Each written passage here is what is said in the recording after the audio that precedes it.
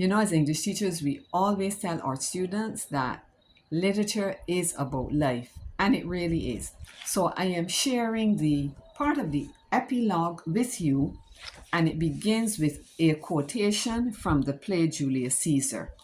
And I'm sharing this because it connects back with the whole idea of life plan and purpose, etc. So the quotation goes, there is a tide in the affairs of men, which, taken at the flood, leads on to fortune, omitted, all the voyage of their life is bound in shallows and miseries. On such a full sea are we now afloat, and we must take the current when it serves or lose our ventures. All right, end of quotation.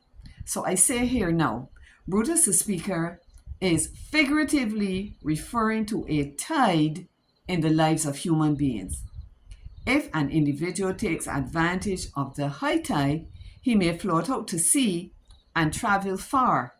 However, if he misses this chance, the voyage of his life will remain forever confined to the shallows, and he will never experience more than the mundane events in the narrow little bay in which he finds himself.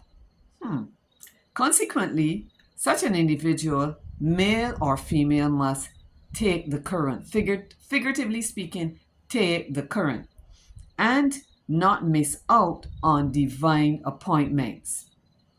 So I say, when we transfer that bit of Shakespearean erudition, wisdom, into the spiritual realm, the Holy Spirit has to show us how to take the current and not miss out on the ventures, or more correctly stated, the adventures. God that God has planned for us. As you would have seen, I was indeed led on many an adventure. We often use various metaphors to describe our days on earth. Certainly the sea voyage metaphor is quite applicable. On a sea voyage, one can expect squalls, storms, and turbulence. If I consider my life to be a sea voyage, then I would have to say that I'm glad that I was able to take the current. In a literal sense, taking the current represents my decision in 2003, 16 years ago, it's a lot more than that now, to take a leap of faith, following God's directive as it related to my faith and health journey. Such a voyage would have been in